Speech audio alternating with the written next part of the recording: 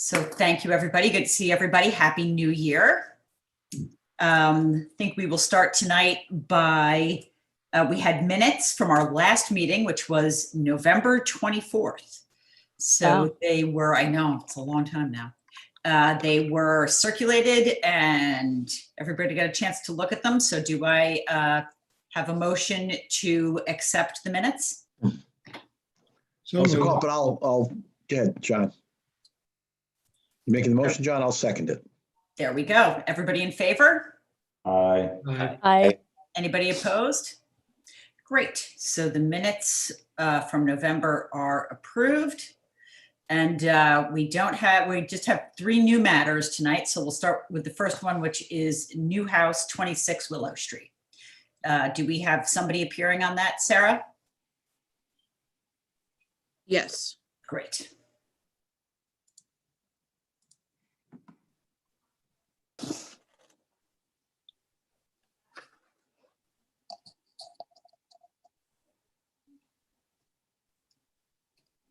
It's John Malone. That's a new face.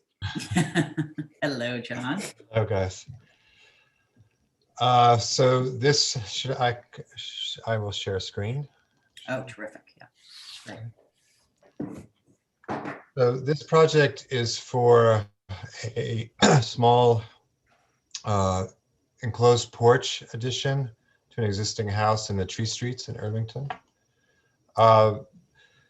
The house right now, if we look quickly at the site plan, the house right now has a kitchen extension and a deck from the rear. The house is a strange kind of split level situation, and the exterior, the rear of the house, as the lot slopes back, there is no access from the rear of the house into the rear yard. The only access is through the front door. They have a deck coming out the back, but there was really no access to the rear yard from the deck. So the project was twofold: to provide this this 3-season screen living space in the back that helps the kitchen and the relatively small house function better, and then also to provide direct access from like the kitchen and the living area in the rear of the house to the backyard. Okay. In order, I can show you quickly what's going on there. Right now, the house, the back line of the house is the rear yard setback. So the existing improvements that are there behind the rear of the main house are already in the setback. And so the proposed site plan that we're showing here, you can see better. The proposed extension is this area here. So we're extending beyond that. What's shown here behind the hatched area is a stormwater system. So that is below grade and is not something that would be visible. And then this portion here is the stair coming down. Okay. Quickly, I can just jump into the plans. Here is the existing conditions of the house. This is the footprint of the house, but it's a multi-level condition where it's split level, with the garage to one side. Here you can sort of see the split level. It has a garage here, one level here, and then another level there. So it sort of steps up like that. This is the proposed addition, where it's a screen porch. The existing porch comes to about here. This is an additional porch, and that would give you the access to the grade there.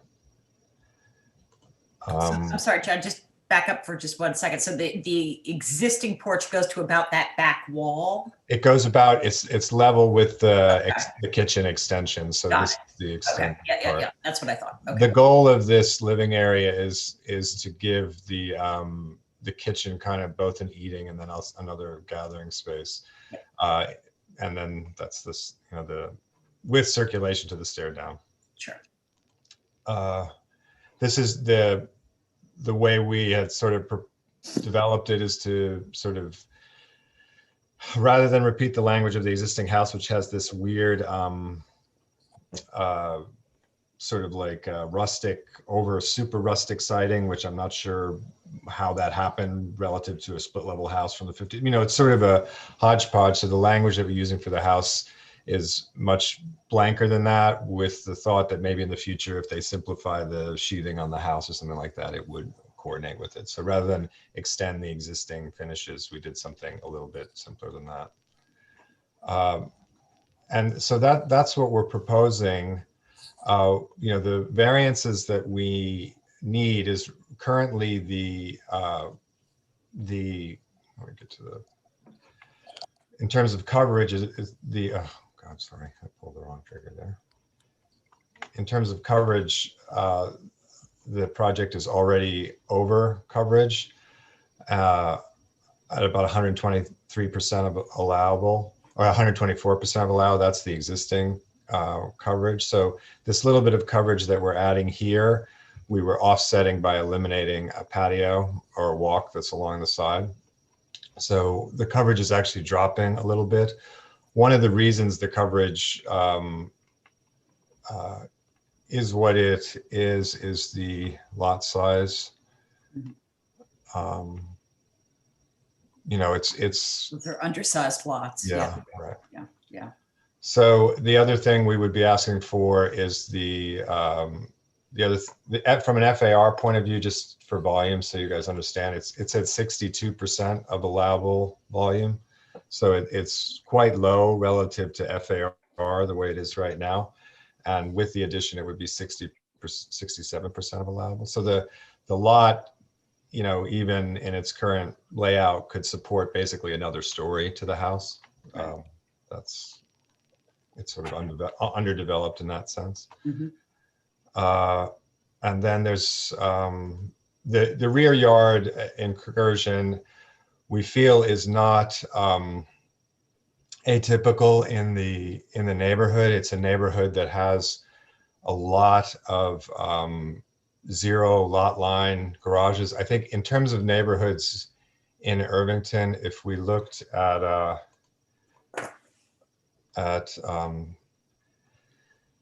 this neighborhood, this is Willow. Mhm. So this is the subject property here. Mhm. And if you look, all of these rectangles here are zero lot line garages or other incursions. So it's a neighborhood that is sort of typically has building right up to the lot line, right up to the side yard in almost every case. Certainly in more cases than not, there are zero lot line constructions, and a lot of cases where houses are also closer than side yards and rear yards. Mhm. So in our case, the area where we were adding, we thought was relatively in character with the neighborhood, in the sense that it, you know, didn't push further into the rear yard, and you know, we're hoping that the benefit of having access to the rear of the lot, that benefit outweighed any kind of downside from this. We've since received a letter from a neighbor that is concerned. This is the neighbor in this location here, Pat Natarelli. We didn't have time to respond to it at the time because we received it after the ZBA. We didn't see it at planning board, but there's a concern about privacy to this yard here from the incursion that we're doing here. So we're in the process of, we have resubmitted to planning board. So we are proposing screening specifically in this corner to address his concerns. So there are, though it was not included in your package, I do here have the revised planning board site plan to show you, which is just, you know, it was sent last Wednesday to the planning board. But we're proposing, in the area where there's potential privacy issues, we're proposing you know, evergreen screening with a green giant, and then some shade tolerant lower shrubs that could be allowed to get, you know, 10 or 12 feet high, or they could be maintained lower depending on, you know, the relationship with the neighbor and what they want to do there. Okay. So that's kind of what we have for you on this. Do you guys have any questions? Yeah, does anybody have any questions for John? I know we have a neighbor who wants to be heard on this, so we'll get to them right after. But if anything for John before we turn to, Yeah, I did look at that. And while your characterization that, you go up to lot lines a lot, in that backyard, that the existing porch does stick out certainly more than several of the houses on either side. I think there's one house to the south of that where there's something that comes out just about to the edge of the porch that's there. Right. But what you're proposing really does go far, as you say, it goes farther, and I don't think it's characteristic of that line of houses. And I can understand the concern of the neighbor because you're already, pretty close there, and getting that much closer and being above, I can sympathize with their concern about kind of being looked down on. Right. I mean, You talked about the screening. Have you told the neighbors about that? Would I that know change their opinion? we haven't, and we would certainly work directly with them to tune that up. If the issue is privacy, we think it can be addressed.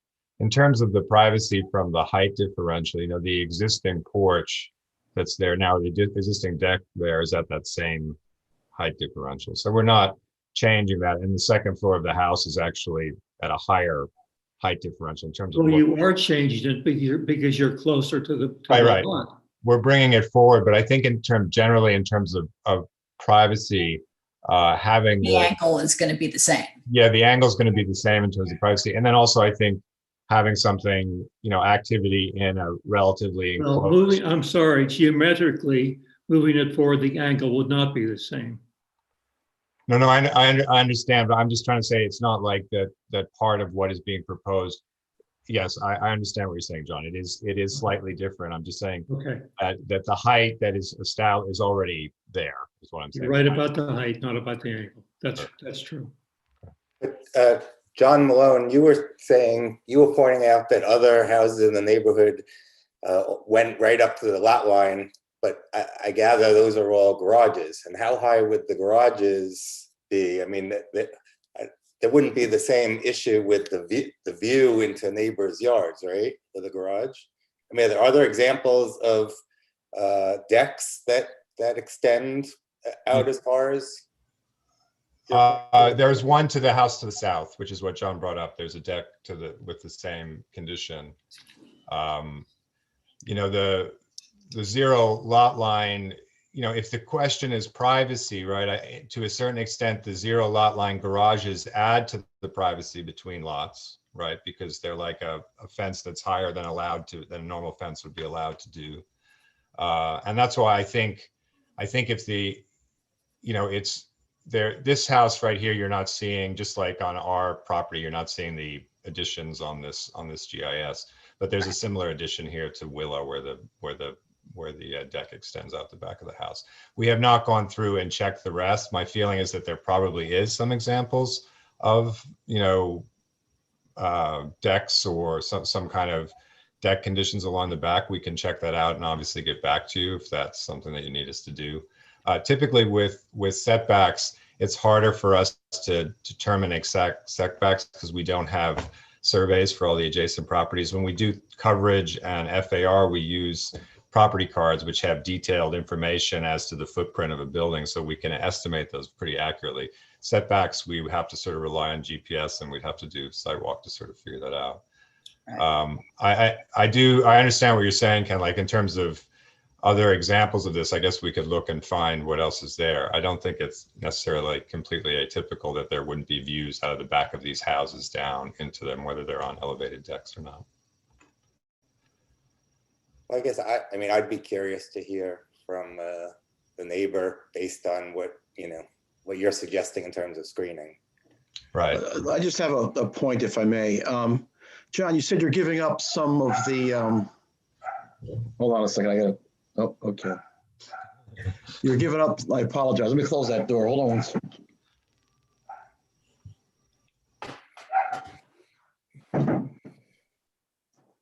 you're giving up some add grade coverage, right? To lessen, I guess, the coverage impact. Is that accurate? Right. There's two things we're doing in terms of coverage. We're adding stormwater mitigation to deal with, any runoff that would be related to the new coverage, and then we're offsetting that coverage from the at grade coverage. Right. So if you're trading the add grade, giving up the add grade for bulk, right? For a building. Well, again, from a bulk perspective, we're at 68% of FAR. So from a bulk perspective, by right, we could add a second story to the building. So I understand. So like from my perspective, the coverage has more to do with the impacts associated with the impervious surface. And that we think we're addressing with stormwater system, right? It's also a very tight neighborhood, as you know. It has a Right. direct negative impact. We all read the letter from the neighbor. It was a pretty powerful letter, quite frankly. I think he hit on all the points that are important there, and it really has an adverse impact on the neighbor. And I'm not so certain. And again, you're creating not just the deck with egress, which was the main part that you talked about, but you're also now enclosing it. And as the letter said from the neighbor, now it's going to be 3, if not 4 seasons, depending on what you do there. They're going to be windows or screens there. They'll be sitting there more often than not. They'll be sitting there in bad weather as well. It's going to have really a negative impact on the neighbor's privacy and his sitting back in his backyard. And that's a big impact, quite frankly. That troubles me in this application. Yeah, I think that from our perspective, whatever we can do to mitigate that, and I think it can be mitigated with planting, with evergreen planting. I think the thing that we would ask the board to weigh is the potential benefit of someone having access to their rear yard, having access to their yard. Yeah. And did everybody get out there? Because I do think you kind of have to see. I mean, I think if you can envision some planting there, not sure the impact is as much as it maybe reads on paper.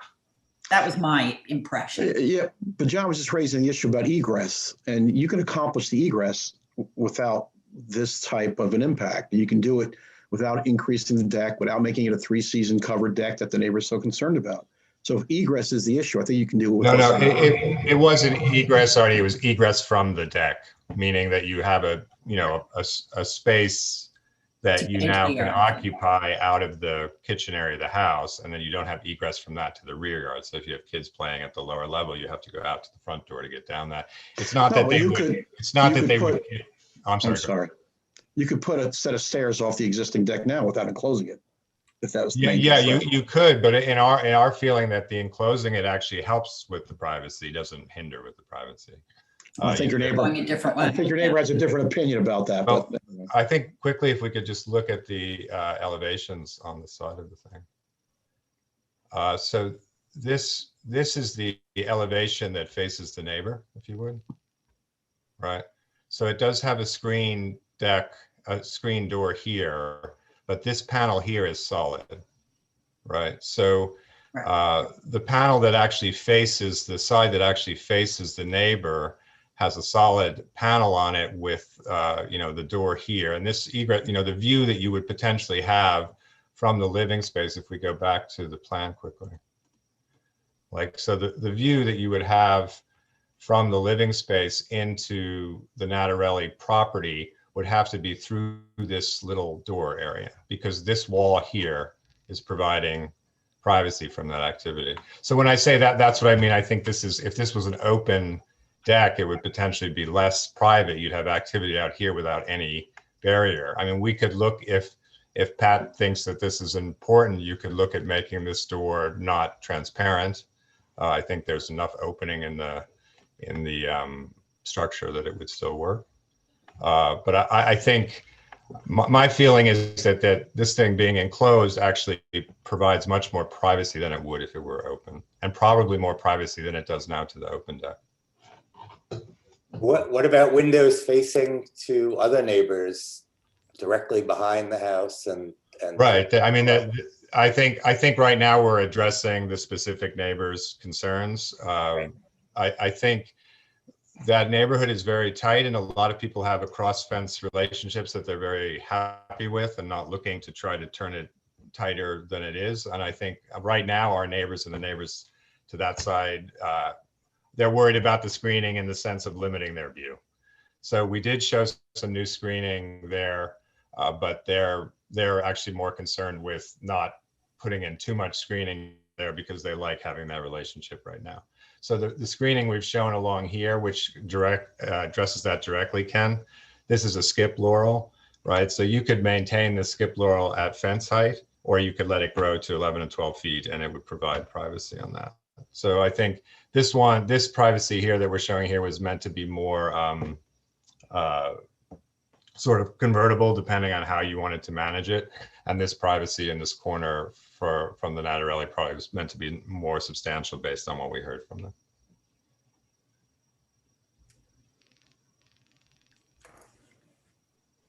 All right, any other questions for John? Okay, do we have, is it Mr. Natarelli? Is that who we have who'd like to speak on this? Sarah, I also just wanted to indicate that the owners are here too, if there's any Oh, questions. okay, terrific. There's two people that want to speak, Okay, Pat Natarelli and Andy and Betsy. So Andy and Betsy had their hand raised first, so I'll allow them to talk first. okay, and that's Andy and Betsy who? It just says Andy and Betsy. Oh, all righty, we'll find out. Straight.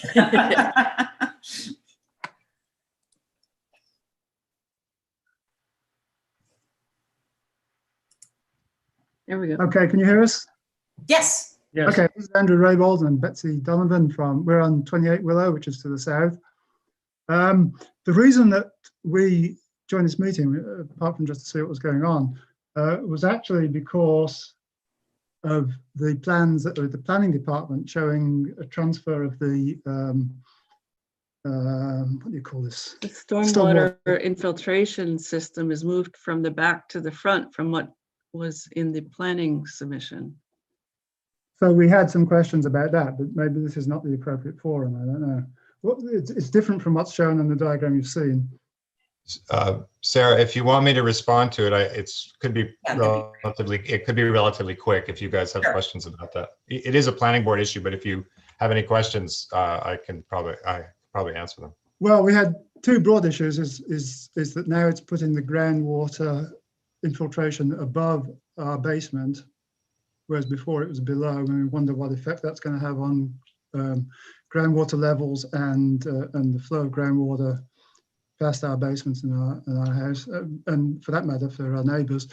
And the second issue was that we have a tree that's growing alongside the fence, which is not shown there, which would be close to the area where you'll be digging, according to this diagram. And you were talking about the current dial. Can you see the screen right now? Yes. Yeah. So this stormwater was a request from the village engineer to move it from the rear yard to the front yard. Typically, in terms of the impact associated with these units, it's considered if it's 10 feet from property line or 10 feet from the building, that if, because of the way they work as infiltrators, that water would not affect neighboring buildings or neighboring properties. So that's the rule of thumb. I think at the planning board, we can have the village engineer discuss that further with you. I mean, part of that could be related to depth. The way that the units work is they're not, right at grade, they're a few feet below, and then the infiltration happens even further below that. And our understanding is that it goes down from that point at sort of a 45-degree angle maximum in terms of how it infiltrates past that point. But civil engineer would probably be more accurate. Right now we're following typical state and village guidelines in terms of the distance from the property line. So I think what your concerns is there any risk of the water associated with this unit getting into your basement?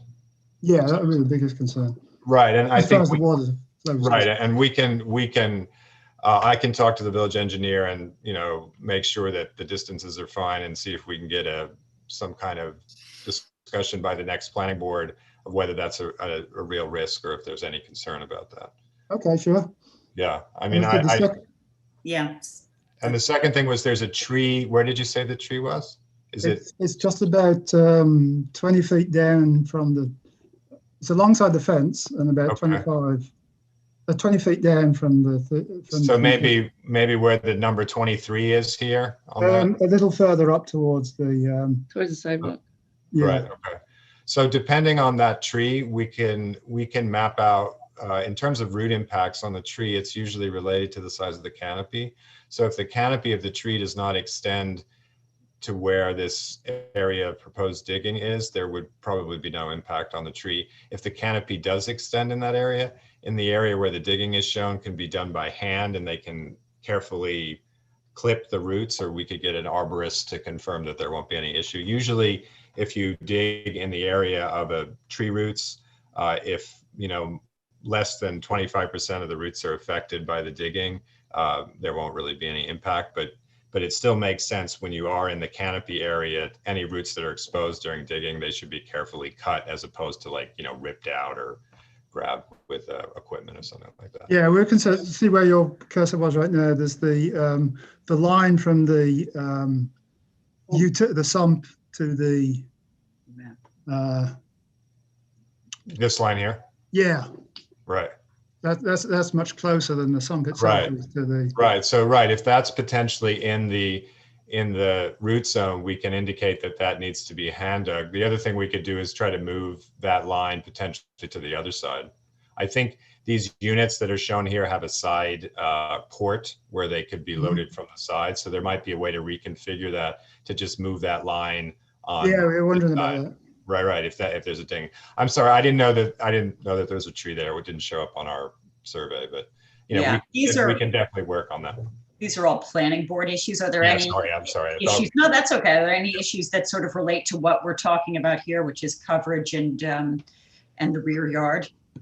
I guess in concert with our neighbor on the western side, maybe there's a little screening issue there that there's going to be a lot more windows facing into our property coming up with this addition. Right. Again, we are open to providing additional screening if that's something that makes sense. There's an existing fence there now. Is that fence just chain link that's there now? It's just chain link, yeah. Right. So I think, again, depending on what kind of screening you're looking for, like whether it's high screening or low screening, we can discuss that with you guys offline. If you want to, contact us at the office, we can sort of do that and have that ready for the planning board meeting if you'd like. Okay. Yeah, you do plan on adding screening at the planning board stage. Right. So but right now, Sarah, this is the limit of what we're showing to Okay. planning board. But if I think they're talking about this area here, we can add Right. it. Yep. Okay. All right. Anybody else? Yes, Pat Nettarelli. Okay. Good evening. Yeah, I'm the neighbor to the northwest of the applicant, and you can see that our rear yard, the southeast corner of our rear yard abuts the northwest corner of their yard. The deck as it stands right now does look down into our yard. However, that deck is a distance from our rear yard at this point. I mean, expanding that deck is going to bring it out another 7 feet, which would be a 41% variance from the required rear yard, which I think there is a policy issue here more than my privacy issue. Number one is, at what point is a variance considered substantial? As far as I'm concerned, and let me just say, I'm a professional planner. I've had 45 years in the business. I'm retired. I was chairman of the planning board, vice chair of the ARB. I know what I'm talking about with this. And when you start going to 41% variance from a requirement, you're subverting the intent of the zoning ordinance. This house, when it was originally constructed, met the 30-foot setback. In 1966, they were permitted to expand the kitchen and put that deck in. That nonconformity today is a 17% nonconformity. What they want to do now is increase the nonconformity by 23%. And if you round it out, it becomes a 41% increase in the nonconformity of the rear yard setback. No other house in the neighborhood within 150 feet of this lot comes within the 30-foot yard setback. So this house is already out of character with the neighborhood, and to allow it to expand even farther would make the variance even greater and even more out of character with the neighborhood. I think that's the main issue here. I think it's something your board has to take very carefully here. I mean, first of all, another thing is we have very small lots in this neighborhood. The applicant's lot is 5,000 square feet. None of the lots on Maple Street that back up to this house are even 4,000 square feet. So our houses are even closer. And this whole issue about the garages being, up to the rear yard setback, sure. These houses were all built in the 1920s with the exception of the applicant's house and their next door neighbor to the south. So we all predate the zoning ordinance. I put an addition on our house and we still maintain the 30-foot yard setback. So I don't see why this should be allowed to happen in this neighborhood, because it's out of character with the neighborhood. And I think it sets a bad precedent for future people coming in this neighborhood or any neighborhood in the community that are looking for some sort of variance. What else is that? And again, with the, I don't even want to go into the whole screening thing because I think that's a red herring. The screening isn't the issue here. Let me go into that though. I will. Our rear yard patio is at the 79-foot elevation. The applicant's rear yard elevation is 83 feet. The elevation of the proposed deck will be at 89 feet, 8 inches. So it'll be nearly 11 feet higher than my existing patio. If somebody's standing in that patio, in the deck, and they're 5 feet, they will be 16 feet higher than my patio. So I will have no privacy back here. And putting trees in, and so I don't, the tree that is shown on the site plan, the proposed site plan, TR02, that tree must be about 60 feet tall, 60, 70 feet tall, and its canopies over all the other trees in the neighborhood. And my neighbor to the south of me, that you can see there's some trees, well, they don't show their trees. They have about 4 or 5 maple trees on their lot. We've lived at our house for 41 years. Over the years, we used to have a row of spirea and barberry bushes that separated our house from our neighbor to the south. Over the years, as all those trees grew up and canopied over my yard, they give me nice shade, but they also destroyed every bush except one. And now I cannot get bushes to grow in my backyard because I have no sunlight. And the TR02 canopy is grossly underscored on this site plan. It's probably over to TR01. So that's another reason. I just don't, landscaping is not going to solve it for me. And I don't think that's a good way to promote variances by landscaping them. I think what you have to do is look at the policy issue here and what it means to the zoning ordinance and to the neighborhood. So I think that's it at this point. Can I ask you, is there's 2 concerns that you identified. One is the policy and the possible precedent. Beyond that, it's the privacy. Are those the 2? Am I accurate in saying those are the 2 concerns? And number 3 is that I don't believe screening is the answer to giving me privacy, because people in that deck will be 16 feet above me. And by the time you could get anything to grow back there, my wife and I will be dead and gone. Okay. So we could provide more detailed developed views of the porch, or we could develop views from Pat's backyard looking back at the proposed porch with screening, if that's something that people are interested in seeing. I provided 2 pictures in my letter, John. They both show exactly what it looks like from my rear yard right now. And just imagine if that deck is sticking out 7 more feet and it's a whole floor now, it's a whole enclosed structure, what that is going to look like to me. Oh, if I may, I think the question should really go through the chair and not to the 2 Right, I'm sorry. back and forth. That's okay. But anyway, that's my point. I think there are pictures that I provided as part of my documentation, and it shows quite clearly how close the existing deck is. So there you go. Right. That's taken from my patio. Right. And the height, I'm sorry. And if you look at that tree, right, that V-shaped tree, that tree is about 60 feet tall and canopies everything else in my lot, in the applicant's lot, and in my neighbor's lot at 31 Maple Street. Right. So from what you see from this lot, though, if there's activity on this deck, they can see from the deck into your lot, and you can see them on their deck. Am I allowed to respond? Yeah, you can respond to that. Yes. Yes. Yeah, and same from the kitchen window or other. Oh, from the kitchen window. But my concern is you're going to put it in closed porch. So now if they want privacy, the applicant wants privacy, they just pull down a shade and they've got privacy. I have no such recourse. Right. And Pat, you understood from when we were reviewing the design that the portion of the deck that would be extending out over here that we had shown, that's a solid wall except for the door. Yeah, but there are also two windows on the back. Right. Yeah, there's windows facing the back. Right.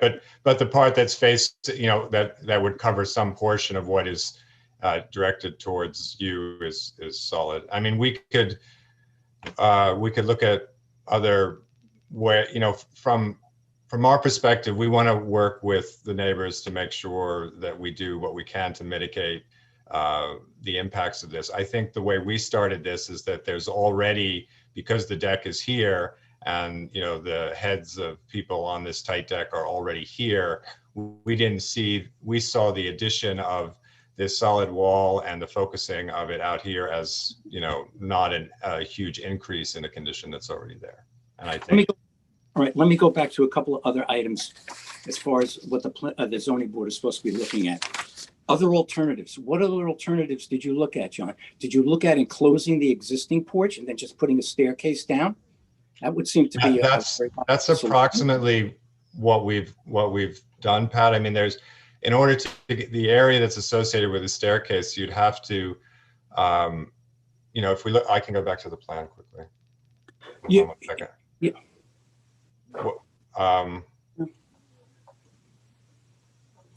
I mean, John, your applicant already has a 17% variance, nonconformity, and you want to increase it to 41%. I mean, how does that make sense? What is the hardship that they are experiencing that they need a variance of this degree? If we look, hold on 1 second. Let me get to the right thing. So in order to get down from the porch that is in this area, so the existing porch is here, right? Mm-hmm. So in order to get down from here, this is the side yard setback, this is the rear yard setback. In order to get down from that porch, you could put a stair, you could put a landing here and a stair down here, be about that long, right? Okay. Maybe a little bit longer. Well, right. You could do that, but also there already is access to the backyard from the basement. That was part of the approved plans back in 1966. They moved the basement door, so they have access to the backyard from that door. The basement is an unfinished laundry and mechanical space. So if you want to use your kitchen dining room to the rear yard, it's sort of it's not the same condition. Another approach to getting down from the existing porch would be to put a landing here and go down like this. Right, which is close to which is something that we looked at, and I think the goal, and with something like this that I just drew, if you show what a table looks like in that condition, there's no way to in either of those options that I just showed you, there's no way to actually circulate on the deck and get access to to get access to the stairs and circulate around. So then what we ended up looking at to sort of do efficient circulation, if I could just undo this, was this location, right? That was the narrowest that you could potentially do there, right? And then at that point, to build a deck that's sort of L-shaped like that, or an enclosed porch is what they're looking at. And this is how we ended up like this. And then the goal here was that they are looking for two conditions here, one where they're seated and one with a table. So they potentially have like a lounge area built into that. And so this area was added to allow for that second piece. And in our estimation, we didn't think that there was more of an impact from having the deck start here versus the deck starting there. No. And that actually, that allowed for privacy from this point here, right? That's a solid wall that allows for privacy to that side. So, you know, one of the things, and also what was driving our thinking, is that we were in a neighborhood that had, you know, 0 lot line conditions in almost every property. So that in our sense, even though we were asking for 41%, it was not an atypical condition because there were 0 lot line conditions. No, those are garages. I mean. No, I understand, but like, but one of the things. They're not living spaces. They're at grade, Right. completely different. Right, but, right. No, I understand that, but typically when we look at, you know, percentage-based discussions of this, I understand that I'm not trying to say they're not different, Artie. I'm just saying, like, we didn't go into this thinking that this was the only house that had an incursion into the rear yard. That's all I'm saying. Well, may I And that speak? there are a lot- Well, it happens to be the only house with an incursion into the rear yard within a 150-foot radius on Willow Street and on Maple Street. Is that, oh, okay. I mean, we can look and confirm take a that. look I mean, Take a look at the county GIS. That's what I went on the Town of Greenberg website, and it shows quite clearly that they all meet the rear yard setback. the GIS just Pat, the GIS doesn't show decks. It doesn't show garages, you know, so the GIS is missing all of that Right. information. Yeah, that's You true. go, I can see from my house, John, all the houses to the north and south of me on Maple Street, and none of them project farther out than my house. And my house has the 30-foot yard setback. Right. I mean, again, our goal and our owner is here. Our goal is to try to find a way to mitigate. It's not, I didn't mean to, you know, argue this. I just wanted to explain what the intent was, what we can do to mitigate it. And, you know, that was really our goal here. So.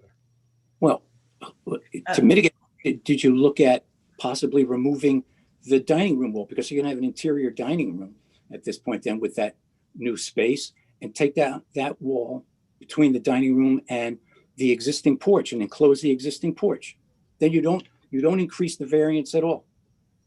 So no, but I think what we looked at with the stairs just now, Pat, is that you would still, in order to provide circulation and to get down to grade, you would still be increasing. You would at least be asking for an increase of this depth and potentially asking for an increase of that depth. Well, as the Rolling Stones say, you can't always get what you want. All right, so are there any other questions from any other board members? I think we should probably, if there aren't, we should probably. Oh, Sarah, I'm sorry. The homeowner has her hand raised to speak. Oh, sure. Yep.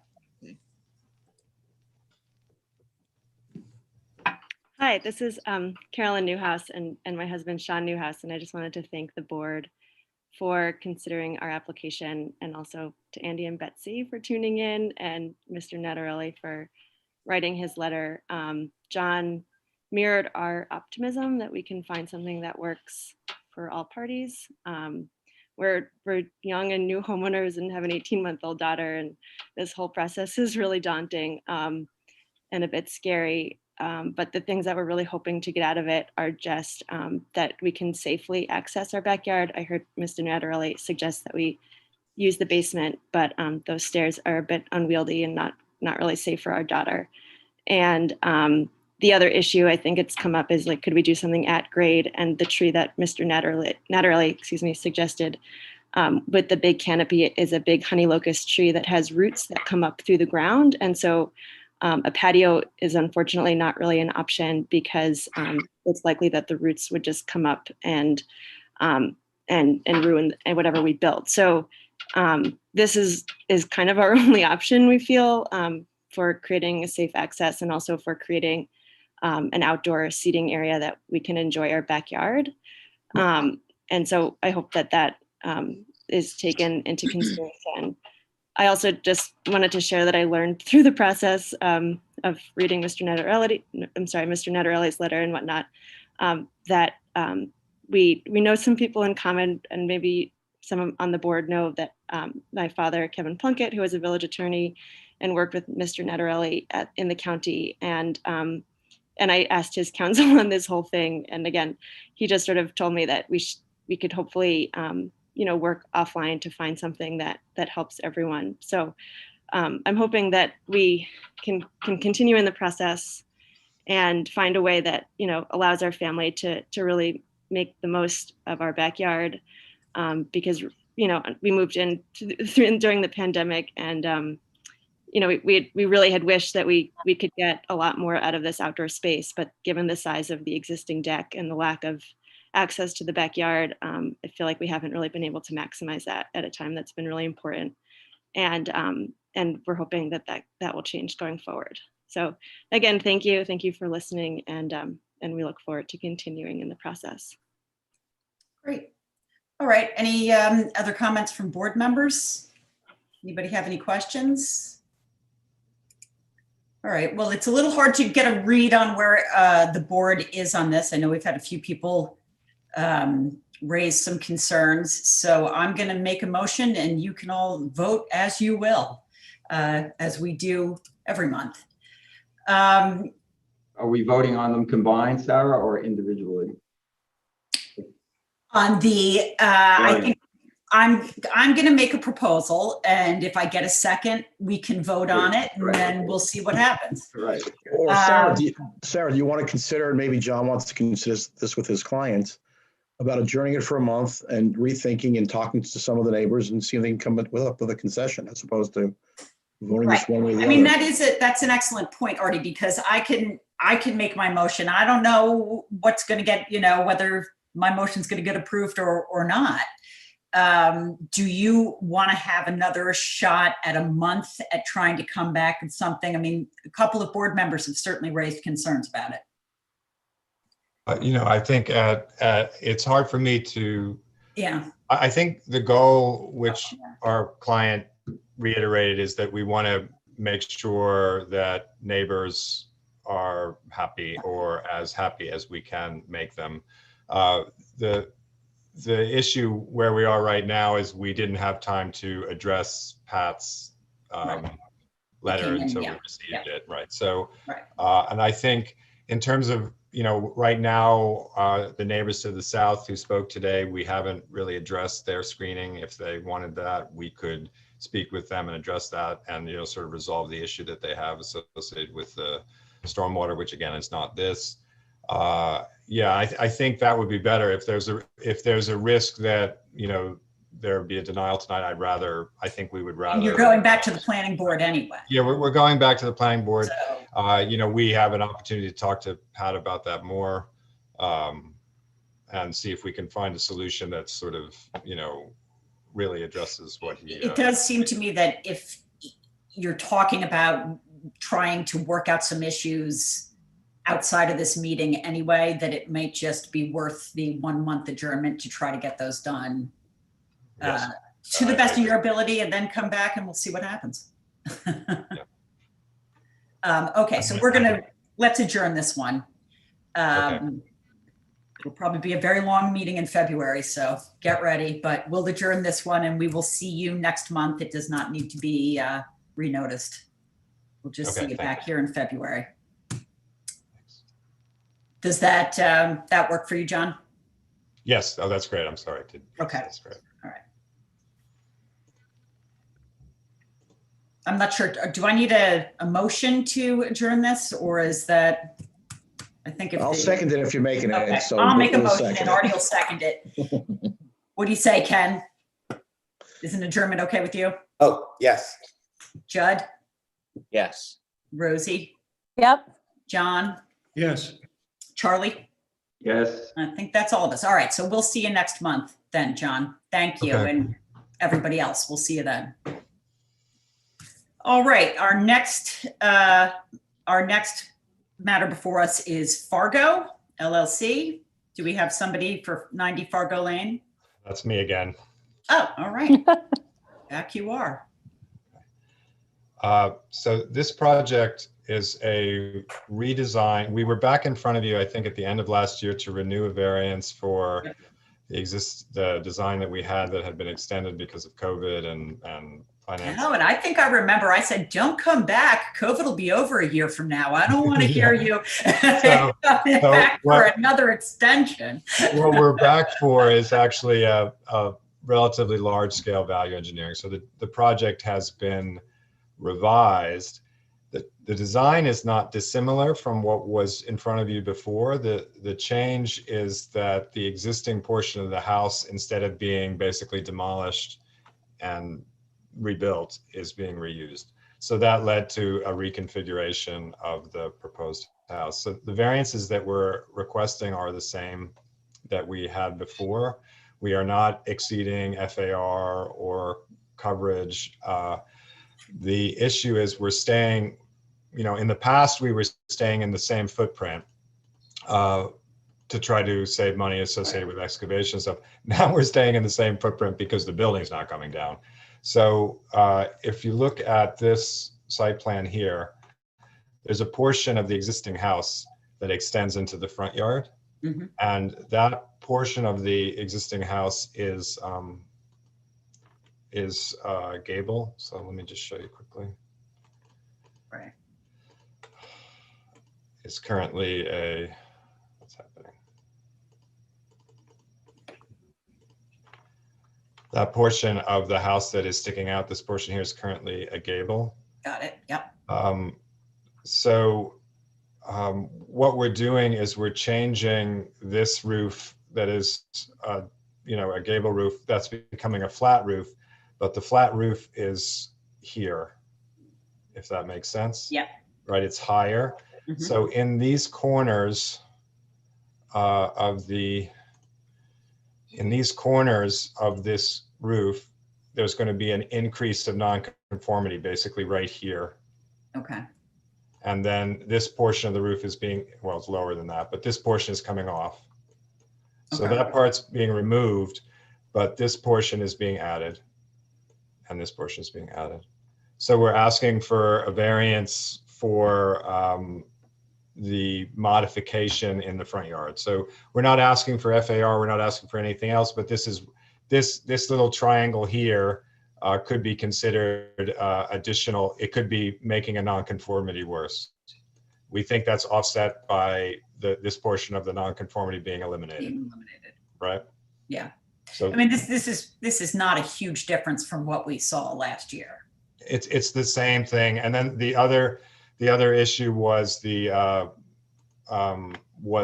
portion of the house that's considered 3 stories instead of 2.5. Right.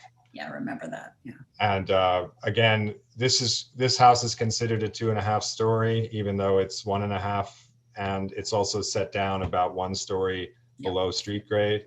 So its impact is equivalent right now to probably a 1/2 story house or a 1 story house. So, and that was what factored into our decision about that before, but I can go through that if you want also. I don't think it's necessary, but does anybody else on the board want to hear it? We did, not everybody was with us last year, I think, when we heard this, but we did hear this application last year. So I don't recall, maybe I was absent that day. I had a doctor's note or something, but so what's the status presently, John? Is there a variance that's been approved? Yeah. Yes. And the only thing and that's what the house is going to look like? Is that what you're proposing? Yeah, this is what we're building, and I just as a way to maybe quickly let you know how you get to 3 stories. This is a 1.5 story interior space. Right. So this is considered a story, even though it's below grade. So that's the variance area that we're asking for. This area also, which is 2 stories from grade, is also considered 3 stories because even though the basement is below grade, it's considered a story. It's not counted for FAR. The basement is not counted for FAR, but it is considered a story based on the way And you're saying the variances are identical to what we had approved last year? Yeah, it is. Same variances. Okay. I'm okay. Anybody else have any questions? All right, then I will make a motion to approve. Do I have a second? I'll second that. All righty, so we'll go from bottom up on my screen now. So Charlie, Yes. Rosie, Yes. Ken, Yes. John, Yes. go Artie. Yes. All right, we are approved. Thank you, guys. Yep, thank you. And we will see you next month. Great, thanks. The last motion before us is Trencher. Do we have somebody on that? Yes. Great.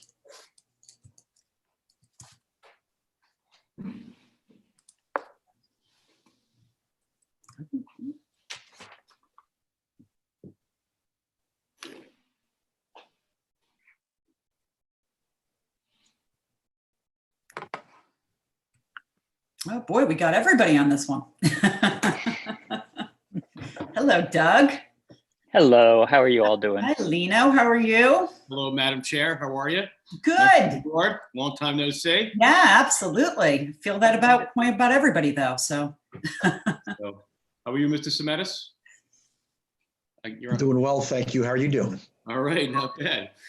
So I know it's been a long night, so I'll get right into it if it's okay with you all. that's great. Yes, thank you. So thank you very much, Madam Chair, members of the board. My name is Lino Sciaretta, partner with the firm Blakely, Platt and Schmidt on behalf of the applicant Dan and Barbara Trencher.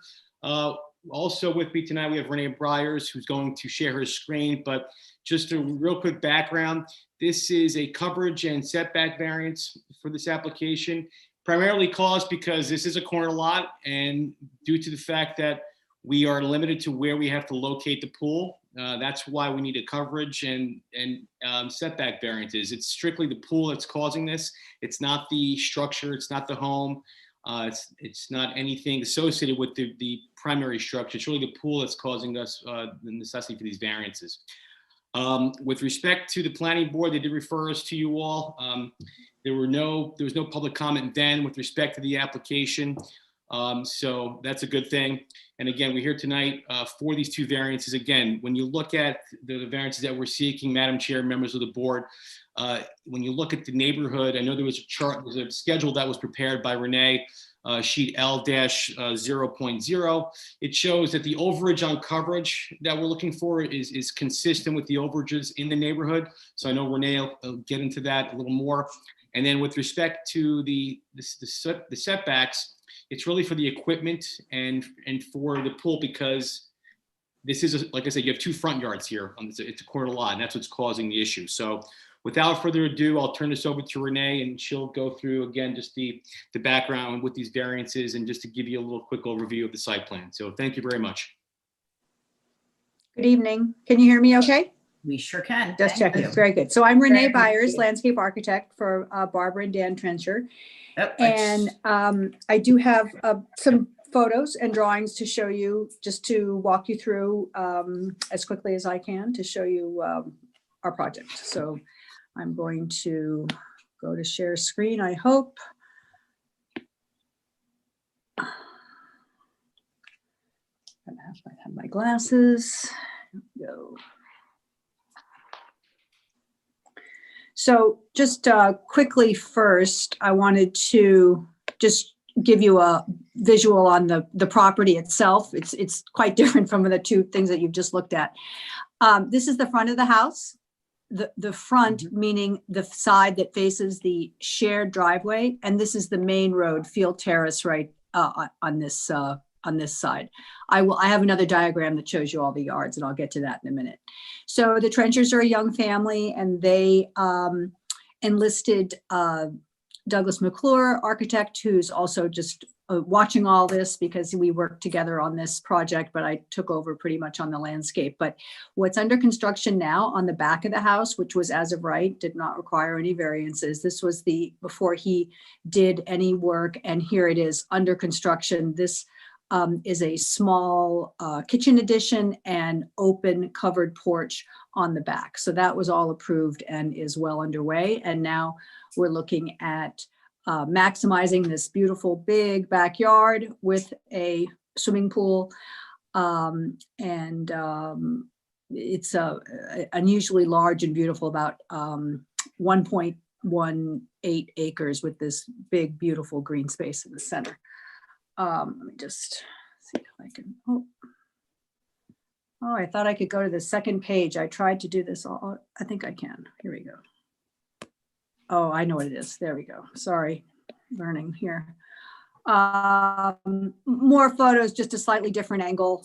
This is looking back from the Field Terrace side, which ends up being the front yard. That this photo is looking from the just inside this existing screening. All right. And then we put together some site context photos just to give you a little bit better sense. This is a little bit blurry in the rendition, but the red outline is the Trenchers' property, and the nearest neighbor is over right here at number 61. They share this access driveway.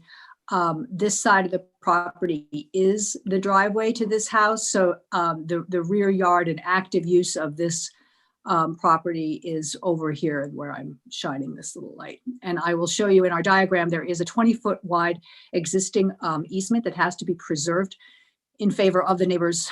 This has to be preserved as open space for access. It's sort of an old line. So we're not putting anything in that space. Come out. All right. I'm going to, before I get into the nitty gritty of the coverages, I'll just show you our rendered site plan just to give you a little bit more of an idea of what we tried to accomplish here. Put my little spotlight on. So again, Field Terrace on this side, the shared driveway coming along here. This is the 20-foot wide space that we're keeping open. So in order to preserve this nice large open space, we chose this area for the swimming pool. We also allows us to work with the grade a little bit. There's kind of basically the site is quite flat, but there is a slope, somewhat of a slope, around 10% or so running down from this side of the lot. So we are mimicking some of the details in this existing brick and stone wall here, paralleling that with our own retaining wall, not high, not more than about 3 feet tall, so that we can have a nice flat area for the pool. And then we have a separate spa. Here is the addition that I was mentioning before. This is the kitchen addition. There's this open covered porch, and we're adding an expanded terrace with low seat walls around it. So as Lino pointed out, none of this, none of the house addition, none of anything, even the spa, the walls, this little seating area on grass pavers, nothing, none of that puts us over coverage. It's just getting the regular size pool itself. What are the dimensions of the pool, if I may ask? The pool is the inside dimension is 18'8" wide, and it is 5 feet long, 45'6", I believe. 45. Mm-hmm. Okay. All right, let me go back to my. Although I guess you could reverse that and say it's not the pool, it's everything else that's putting you over. You could, I guess you could say that too. You could say, right, don't have, one could, I guess. Okay. Where is the, where is the side yard encroachment or rear yard encroachment? Is that what you're looking at? You're just, I'm right here. Yeah, I'm go just to that. about to show you. Yeah, that's the one I want to see. Yeah. I'm just about to show you that. So here we go. Once again, north is up, Field Terrace. Here is the shared driveway. So with Ed Marin, we determined the yards. So although Lino just said 2 front yards, Ed said we actually have 2 side yards. So he's calling it side yard, front yard, and rear yard. The front yard is established by the point of the house, which is the farthest back.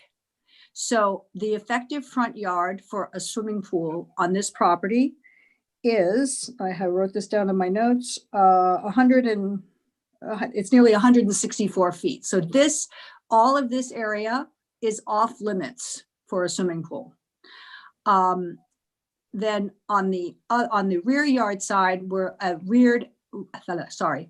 getting late. Rear yard and the second side yard, the pool setback is 20 feet from the property line.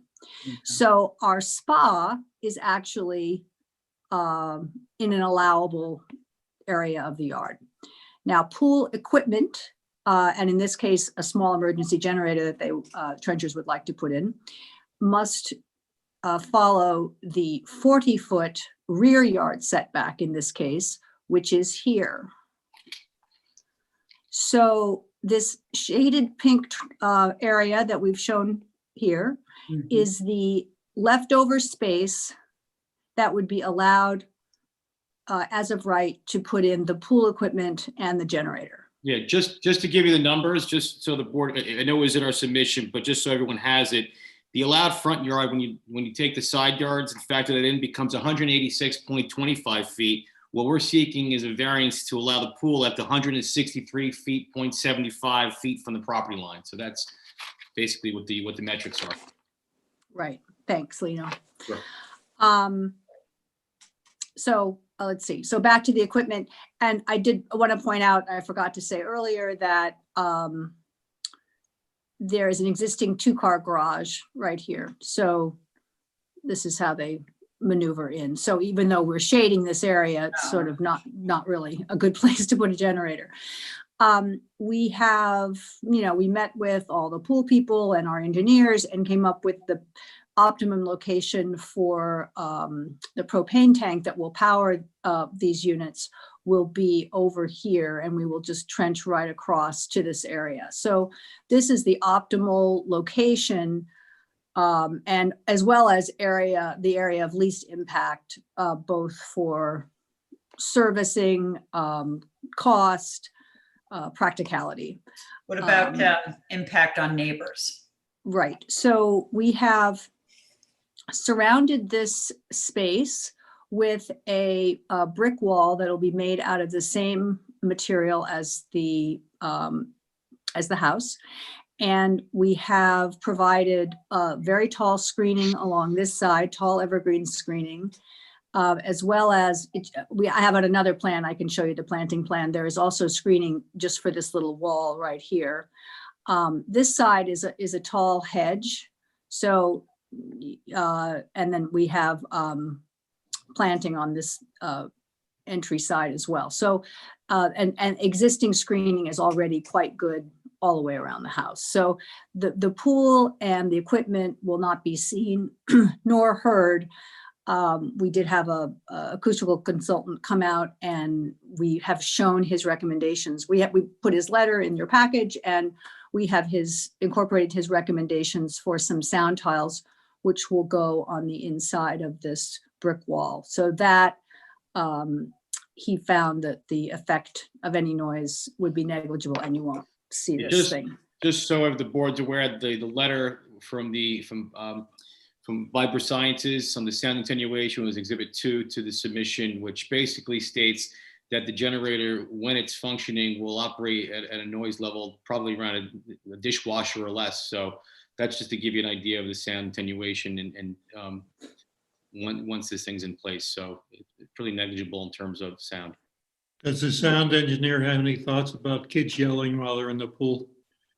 About what? Kids yelling while they're in the pool? Well,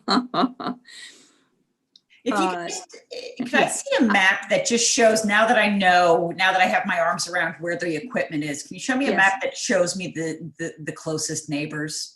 Yes, I will. And while I'm right here, I just wanted to, before I leave this page, I just wanted to show you the elevation looking at the driveway, looking at the garage. This is the new mudroom entry. This is the elevation of our nice brick wall that matches the house. And then we have metal fencing running up the property line.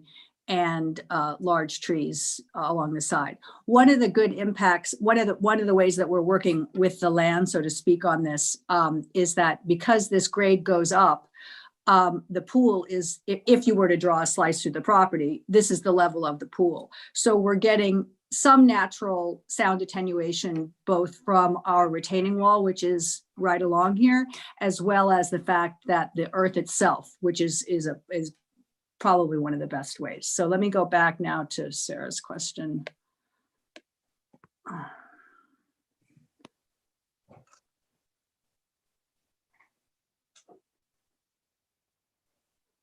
Hopefully this is pretty clear. That's as large as I can get this one. Yeah. This is our house right Yeah. here. This will be the swimming pool approximately where my little spotlight is. And this is the neighbor's house. So the corner of the neighbor's house to the property line is like about 70 feet.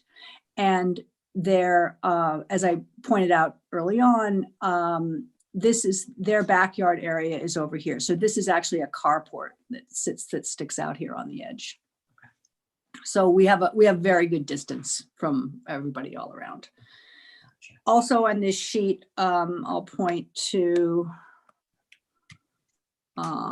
our table, which Lino referred to, where similar to Mr. Malone, we took a look at the context of the neighborhood. And on this chart, everything with a gray highlight is over the allowable coverage, the yellow being our site. So a good number of properties are over, and our percentage at 12.1% as opposed to the allowable of 10.3 is very much in context with everyone around. So based on that, we feel that our solution is a good one. And also, I think I, as a designer, always think about, when I think about coverage, I don't think about, coverage is not coverage. That we have a something that is flat, reflecting the sky, we're not adding bulk, and everything we're doing is well screened. So Can I just ask you to on this chart, the diagram you have up there now, the hash mark is where you, can you explain that to me again? Because I think I missed that. I lost that. absolutely. The pink hatched area depicts, as I say here, the as of right building element envelope for the pool equipment and the generator. So pools themselves, the swimming pool structure, the setback is 20 feet. So we're fine as far as that goes. We're not even close from the rear yard. So the property line, it shows 29.4 feet to the Yes, spot. to the corner of the spa. So we're So good you're- on you're that. Okay. So we're good on that. But where we are not as of right is with this enclosure, because this equipment must follow the 40-foot setback, which is here. So what I'm depicting in this pink area is, Lino mentioned the anomaly due to the location of Field Terrace this way. So our front yard setback, which governs where we can put this equipment, is actually here, because it captures the corner of that garage and extends parallel to Field Terrace this way.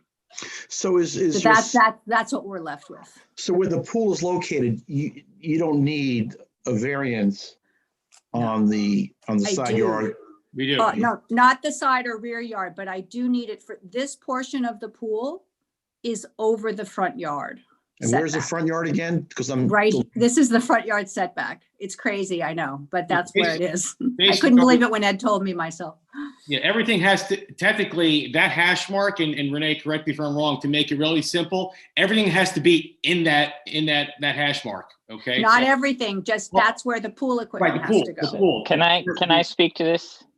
Yes. Yeah, the code reads that a pool cannot be forward of the rearmost part of the house. And because the garage is the rearmost part of the house in relation to the front, which is technically Field Terrace, That's what creates this strange situation. The pool cannot actually be forward of the garage, that Right. back corner of the garage. Again, because looking at It's- this shot, the left side field terrace is considered the front. Is that? Yes, Exactly this right. right here is field Okay. terrace. That is, this No, whole that's not thing how is the house is considered the already- front Right. for the It's purposes corner of a pool. lot. It's a funny corner It's lot. in essence, right, it's a corner lot and the building inspector made the determination as to what the front and side yards are, but that's what you're left with, which is a little strange only because of you're in this corner lot type of situation. And what's the closest that a pool equipment can be to the neighbor on the side yard?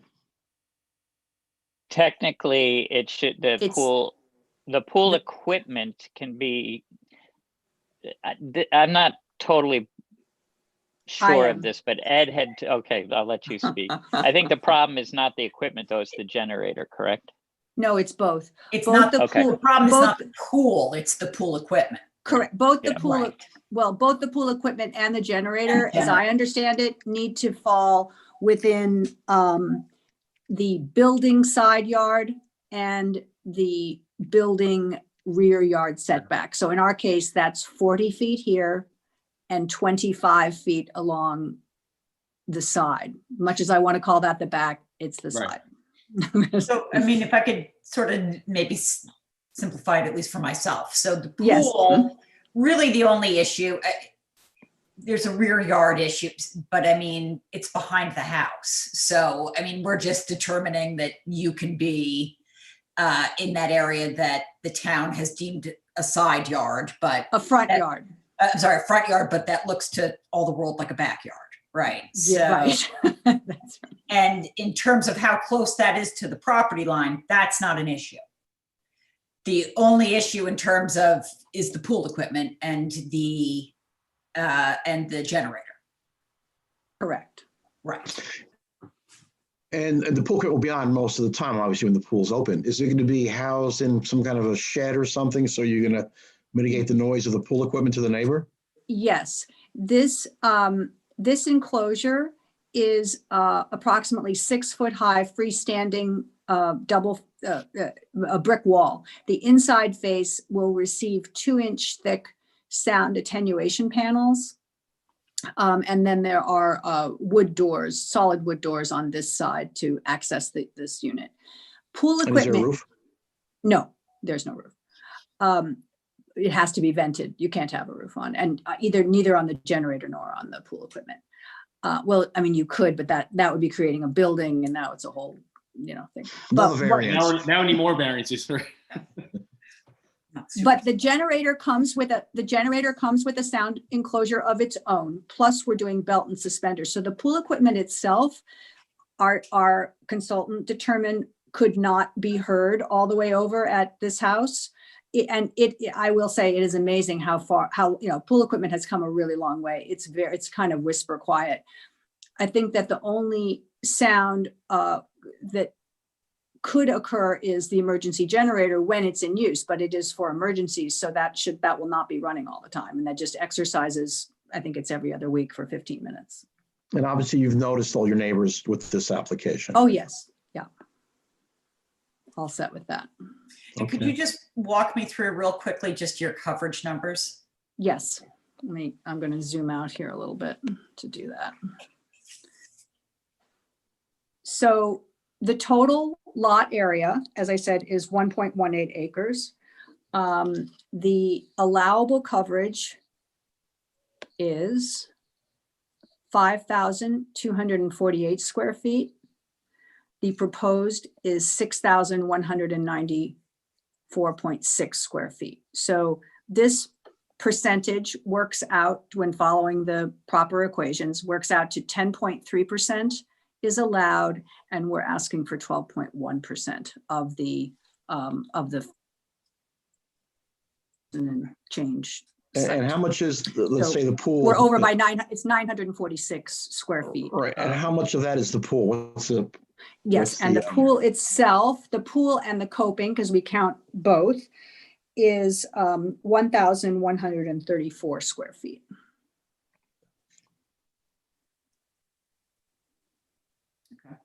That would bring it down to 5,000, correct?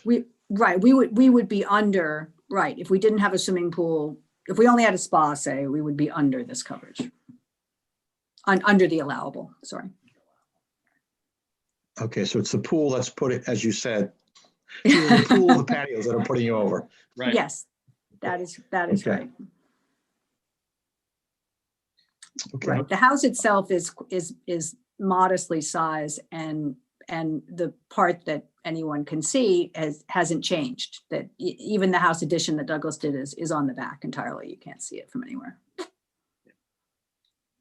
And the pool, as you can see, from the drawings, I mean, it's well screened. You won't be able to see it. And again, but for that pool would be okay with coverage. So in terms of the neighbors, we're far away from them, so that this should not be an issue with respect to sound or even the Trenchers enjoying their pool. So I'm not sure if anyone in the public is here tonight as well, but I know we did notice, but I'm not sure if anyone's on, any of the neighbors are on. Yeah, does Sarah Palermo, are there anybody who needs to be heard on this? No. Nope.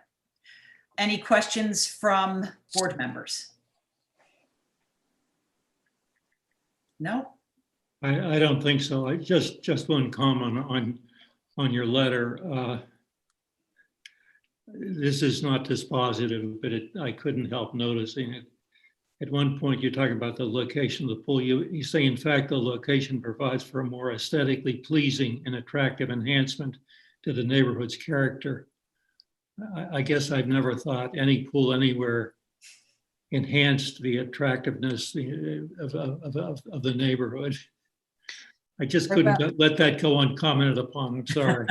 It's just a lawyer trying to make it You were a work. little over the top there, huh? Well, I like my screening. I guess that's more what I was thinking of, that what we're putting up will look a lot nicer than what's there now. That's that from the outside. You're correct. If I examine that sentence, since you won't see the pool, the pool is. You could do that without the pool. That's right. You're right. Okay. Point taken. Just wanted to say I read it carefully. You're right. Thank you. Any other comments or questions? Alrighty, then I will make a motion. I don't see the whole rear yard being an issue. It's a corner lot. Things get designated front yards, backyards, but to me, that pool's in the backyard, so that doesn't trouble me. The coverage numbers are pretty modest, all things considered. And I think you've done a very nice job of trying to hide that pool equipment, the generator, trying to mitigate the noise. So I'm going to make a motion to approve the variances. Do I have a second? I'll second it. Okay, great. So from top to bottom, Ken, Yeah, I agree with everything you just said, Sarah. I'm fine with it. great. John, Yes, for the reasons that you just articulated, actually. great. Thank you. Artie, yes. Judd, Yes. Charlie, Yes. and Rosie. Yes. All right, terrific. Thank you We'll all. send out the letters this week. Thank you very much. You all have a good week. Thank you, everybody. Great. Sorry, this relatively long one, but I'll see you next month for another long one. Thank you very much. Have a good evening. Have a good night. Good night. Bye. Bye. And this concludes my 4th Zoom call for public service today. Congratulations. Good night. Long day. Take care, everyone. Good night.